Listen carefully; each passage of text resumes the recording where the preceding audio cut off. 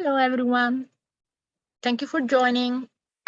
We are here for the weekly meeting. It's actually the first weekly meeting of the HEALEY ALS platform trial of 2023. So we're very excited to resume this weekly appointment. I was away for 2 weeks, and I have to say Thursdays, having the webinar with all of you is always really a highlight of the week. So I was really looking forward to this coming back. And for today, we want to go back to explaining a little bit of the design of the trial, since it's the first week of the year, really thinking again about the design of the trial and the next steps, what to expect in 2023. I see a lot of familiar faces coming back to these weekly webinars by looking at the participant list. So thank you so much for joining again. I also see a lot of new names. And so thank you again for those of you who are new. Just wanted to take just a couple of minutes before we take your questions for some more updates, and then thinking about the design of the trial and why we are here. First of all, this is really great community collaboration. As you can see from the logos on this slide, the number of logos that we are sharing every week keeps growing, and that's because we have more industry partners, more academic and community partners, really all coming together to do this trial. So this is really fantastic. Next slide. And the reason we're here is because we want to develop drugs for ALS in a much faster time frame and in a way that optimizes resources and patients' time. So by doing what we're doing as a platform, we can do all of these things, including reducing the number of people who are assigned to placebo. So just to summarize the design of the trial, we have a short video. I know many of you have watched it again once already, but I think it's good to watch it again to just think about sort of the design, and then we'll explain what's next for 2023. Something new is here in the fight against ALS. The first ever ALS platform trial, designed to accelerate the development of effective and breakthrough treatments for people with ALS. So what's different about the HEALEY ALS platform trial? Instead of testing just one drug, the HEALEY ALS platform trial can evaluate one or more drugs at the same time and will keep testing new treatments as they are discovered. This means more opportunities to find groundbreaking therapies in a faster time frame. Imagine having to build a new dock every time a different ship came to port with new treatment cargo. This is how traditional trials work. In platform trials, there is one dock to receive all the cargo and connect the treatments to their final destinations. Central infrastructure can be shared among therapies. And because different treatments are tested using a common master protocol, placebo data can be shared. In other words, patients have a far greater chance of receiving active treatment than in traditional trials. The HEALEY ALS platform trial began with 3 drugs selected by an expert evaluation committee. While therapy assignment to patients is random, each drug has an equal chance of success based on scientific evidence reviewed by the researchers. Promising new drugs will be added as soon as they are ready. The trial operates across an expanding network of coordinated sites nationwide. Working as a team, increasing access for patients. More data, faster results, lower chance of placebo, breakthrough progress. ALS doesn't wait, and neither can we. The HEALEY ALS platform trial is active now. We will continue to test new treatments. We will increase patient access to potentially life-changing therapies. We will drive the development of new biomarkers until we find the cures for all people with ALS.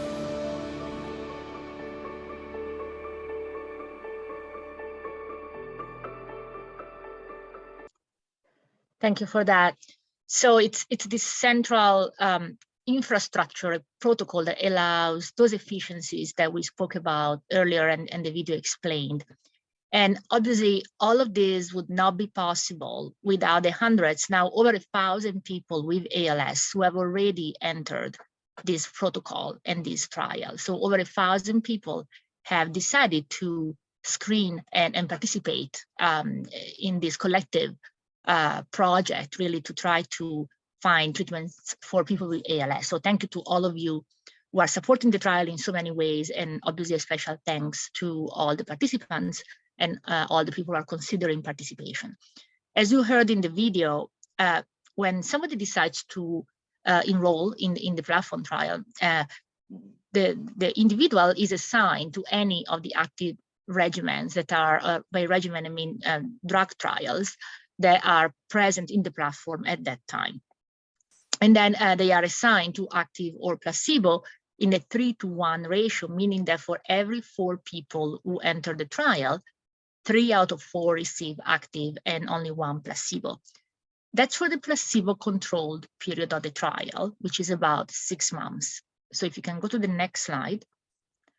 I want to point out that during these first 6 months, we are doing several things. We are testing if the drug is safe or effective, meaning if it works to slow down the disease. And also we are assessing a number of biomarkers and outcomes that provide additional evidence to tell us if the drug is effective.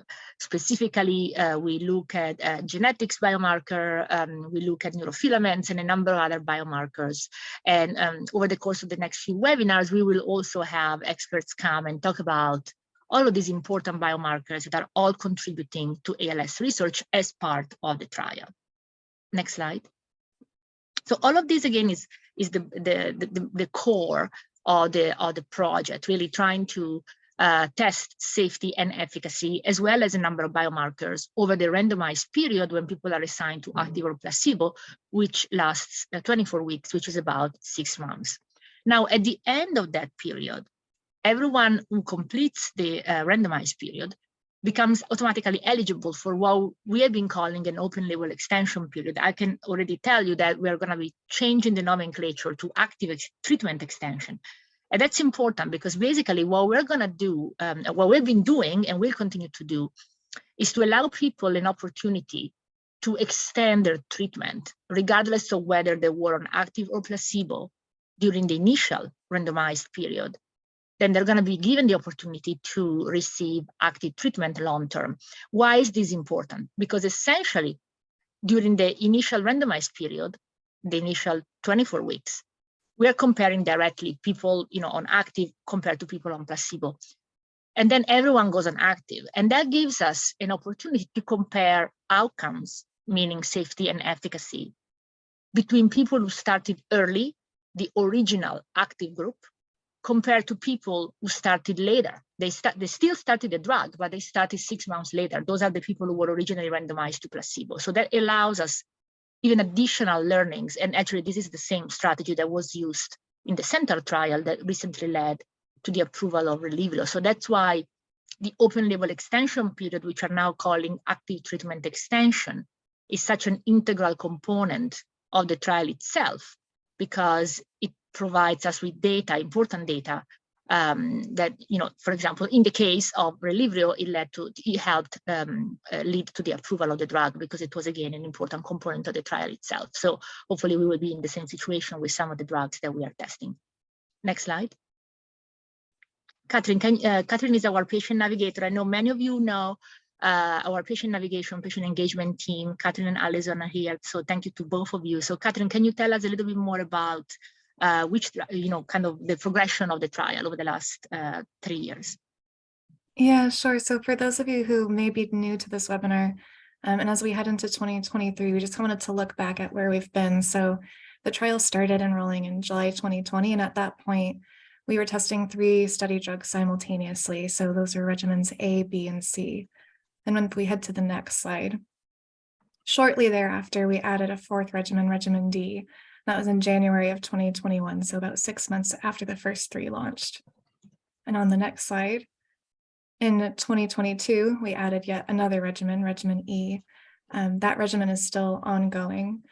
And if we head to the next slide, This is just kind of a recap of some of the results that we've seen from the trial so far. So I'll let Dr. Paganoni review what we found out thus far. Thank you. So far we have shown initial updates, the top line results for the first 3 regimens A, B, and C. And unfortunately for regimen A and B, the results were clearly negative.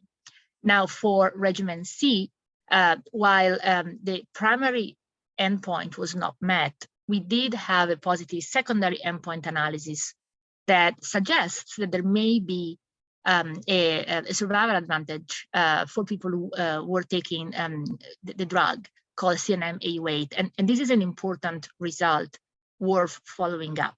So the goal of the trial, again, is to give clear answers and direction. So it was a clear no for A and B, but we do have interesting results to follow up on for C. So that's why for C, people have remained on drug, and I want to talk a little bit more later about what that means. What's also important is that, again, there's been efficient execution, especially in the context of the pandemic, where a lot of healthcare kind of stopped or refocused on other activities. And what's really important is that over the 2 years of the pandemic, essentially starting in 2020, and then from the summer of 2020 to the summer of 2022, we were able to test these drugs again in a difficult context and with efficient execution, including less time, fewer resources, and less placebo. Next slide. So what's up for 2023? Catherine, do you want to walk us through that?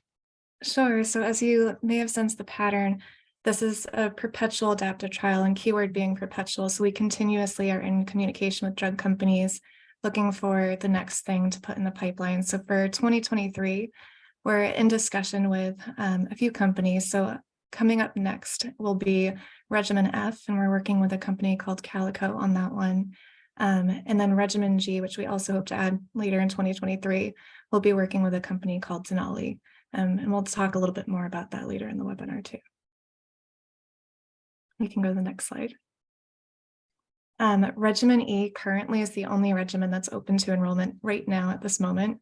And our sites are still looking for participants. So if anybody wants to learn more about this study drug, find out more information, there are a couple great webinars where if you follow that QR code or go to the links on the slide there, you can learn about the science behind the drug, and then also on the right-hand side, kind of what it looks like to participate in a study drug that involves a weekly infusion. Next slide.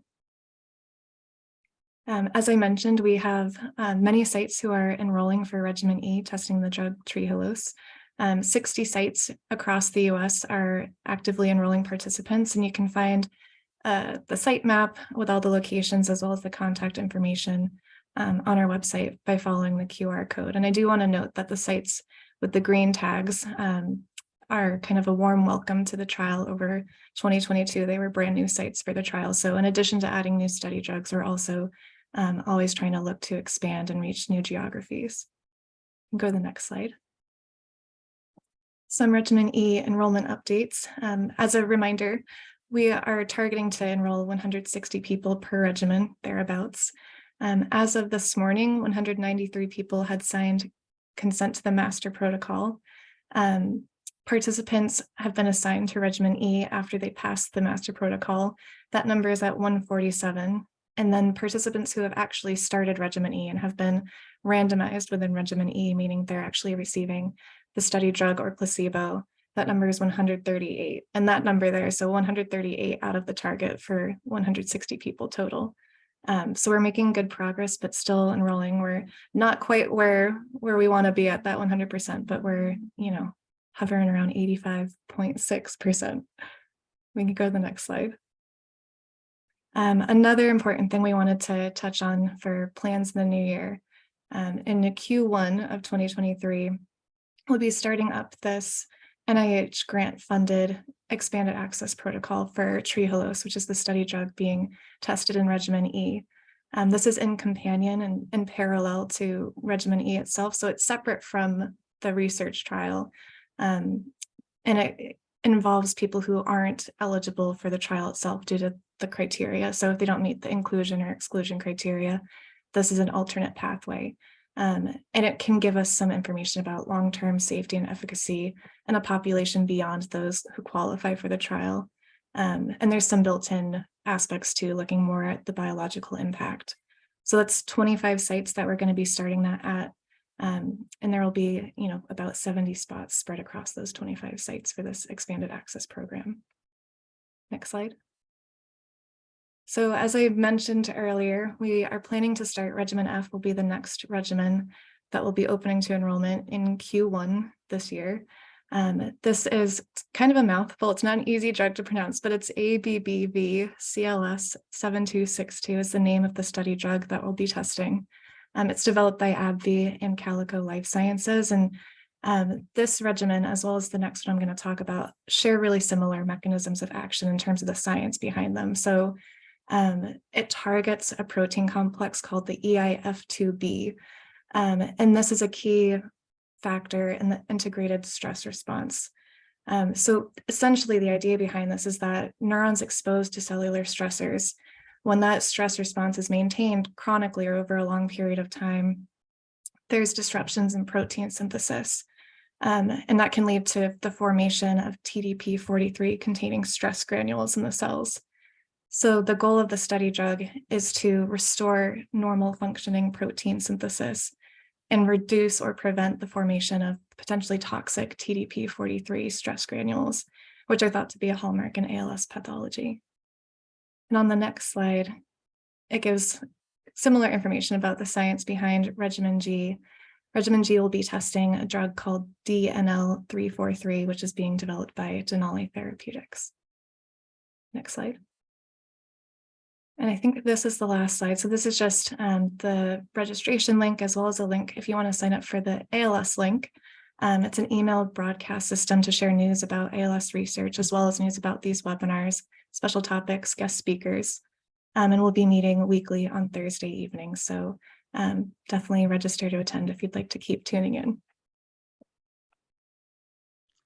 Wonderful that all these webinars are recorded and posted on our website. So there's always options for the ALS community to either join live and ask questions live, or again, learn about the information about the trial, as well as other research.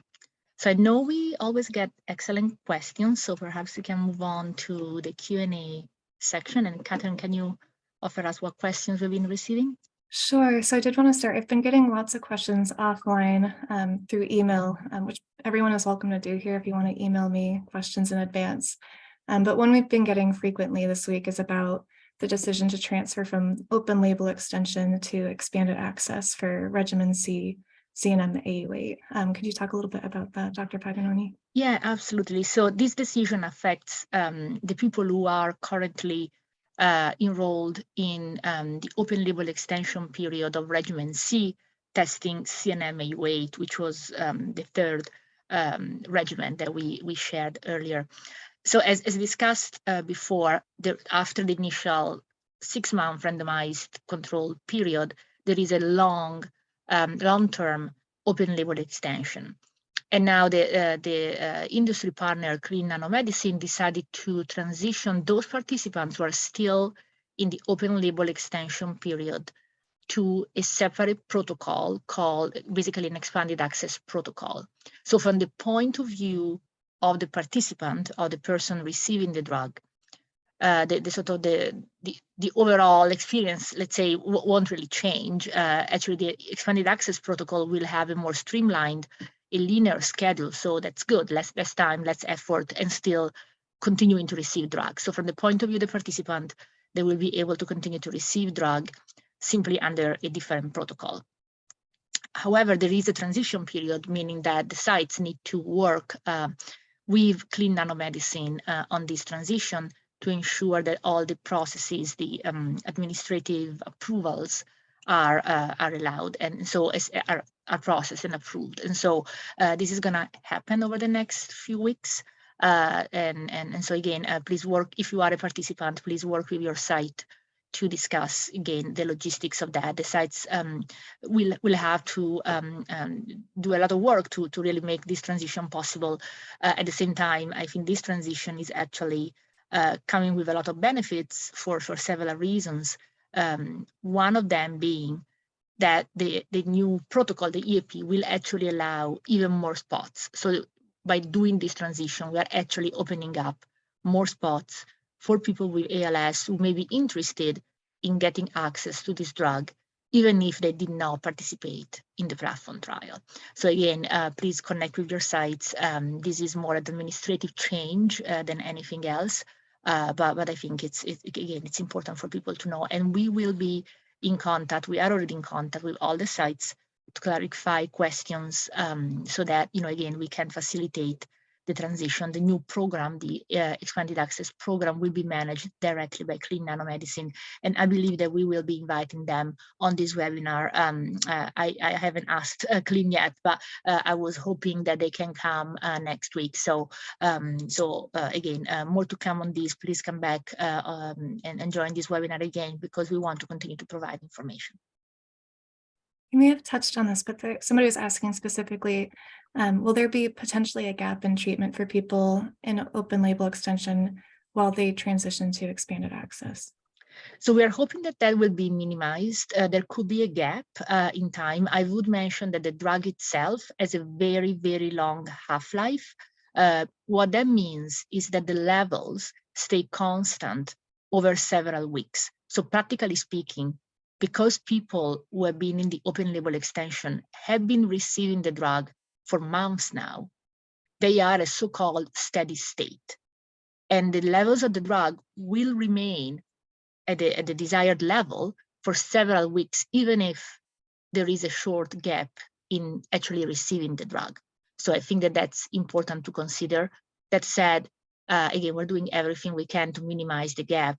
Then if there is a gap, again, I don't think there's going to be any detrimental effect, because, again, the drug will remain at the desired levels for several weeks, even if there is a short gap in taking it. While we're on the topic of expanded access, there's a couple questions about the Trehalose EAP. So part one is, will we be sharing the 25 sites selected for that EAP? And part two is if there's exclusion criteria for the Trehalose EAP. For the Trehalose EAP, because it's an EAP, the inclusion or eligibility criteria will be particularly broad. So the vast majority of people with ALS will be potentially eligible. Now, that program cannot interfere. I just want to be clear, like any EAP cannot interfere with clinical trials. So the EAPs in general, including this one, are for people who do not qualify for formal clinical trials. So that's kind of the main restriction. So it's for people who do not qualify for formal trials. The 25 sites, we have selected the sites, we're working on the contracts, and as soon as we know that those sites will participate for sure, we will update that online. We'll definitely let you know also on this webinar. And I look forward to sharing those names as well. I just want to make sure that the institutions allow that to happen. In other words, every time we contact an institution to start a program, that institution needs to accept the program and agree to the program and the contract. So I don't want to post names of sites that maybe won't participate because their institution won't be, allowing them to participate. This is, again, sometimes, due to capacity or contractual issues, some sites may decide not to participate. So we're going to be posting the correct information as soon as available. And there's a question about results. So for regimen D pridopidine, are there results for that yet, or when do we expect top-line results to be released? So we are working hard on those results. And I also see another question about additional subgroup data for regimen C. So the data that we have collected in each regimen is really, incredibly large, because in addition to sort of straightforward safety and efficacy, we also have, as I mentioned earlier, it's going to have basically a lot of biomarker data, vendor data, neurofilaments, DNA, etc. So we're really working hard. There is a large team working on the results. So I expect additional results to come out over the next few weeks. And that's true both for sort of the subgroup additional biomarker analysis for regimen C as well as regimen D. And we have some science questions for regimens F and G. Will the mechanism of action be different than the 3 Rs that are currently available? And also, how does it compare to the currently available HEALEY trial? Oh, yeah, all great questions. So yes, for regimens F and G, they have a mechanism of action that is different when we compare it to the 3 drugs that are currently approved for the treatment of ALS in the US. So it's a different mechanism. It's also different from the mechanism of the other drugs that we've been testing in the trial so far, and it's different from other trials that are available outside of the platform. Somebody in the audience says that they saw an article about gene editing for C9 using CRISPR. Is this something that could be put into a trial? I mean, I think there's a lot of interest in CRISPR and gene editing techniques, absolutely. And I don't know the exact timelines for that particular project in terms of going into the clinic. I know I'm aware of a lot of excellent preclinical science that's just waiting to get into the clinic. So I do expect that we will see transition to clinical trials. I don't know the exact timelines for that. For regimens F and G, do the protocols allow people to be taking Rilipril while participating? Yes. Yeah, they should make the decision before participating. Just like we have done for Riluzole and Radicava, when a new drug is approved and becomes standard of care, it will be allowed in the trial because people now can actually access Rilipril and the other drugs. So they should be making the decision before enrolling in regimens F or G. And once they are in the trial, they can continue. For Clean's CNM AUA EAP, do we know how many spots they'll be offering? So again, that's going to be managed directly by Clean Nanomedicine, and so we're going to ask Clean Nanomedicine to be on this call hopefully next week. To be honest, I haven't asked them, so hopefully they'll be available. If not, we'll organize a different webinar so that, again, to have an opportunity to talk about the EAP more specifically. And so I don't know exactly the number of spots, but I think, it's going to be welcome news that, again, we're opening up more spots by transitioning to an EAP. There's a question here for regimen E enrollment numbers. Can you explain a bit more the difference between somebody being assigned to a regimen? So when we say there's 147 people assigned versus 137 people randomized, what does that actually mean? Yes, so essentially, in order to enter an actual regimen, people need to go through a series of screening procedures to ensure that it's safe for them to enter the trial. So there is a first screening at the master protocol level, which means being considered for the trial. And if people have passed that, then they are assigned to the regimen, in this case, regimen E. And then there is a very short second screening just to make sure that there isn't any specific contraindication for safety reasons with that drug. Somebody is wondering for regimen E, Trehalose, which is an IV infusion, is there any chance that that might become an oral therapy? Well, I really don't think so, because the problem is that when Trehalose is taken by mouth by people, it's broken down in the gut by enzymes. So the only way for it to basically be absorbed and penetrate the brain is for it to be delivered intravenously at this current state of the science. Again, there may be other advances down the line, but right now it can only be delivered intravenously.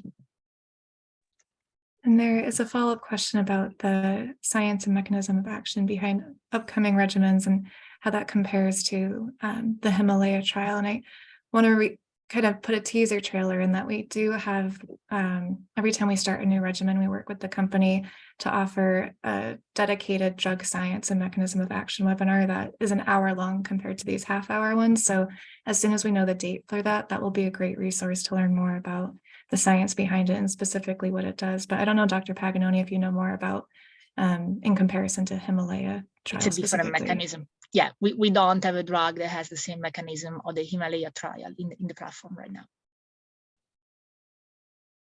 And I think, oh, there's one more. So I think this is a follow-up to our discussion about IV versus oral for trehalose, and someone's asking if it would be able to access the brain if it was through intramuscular injections.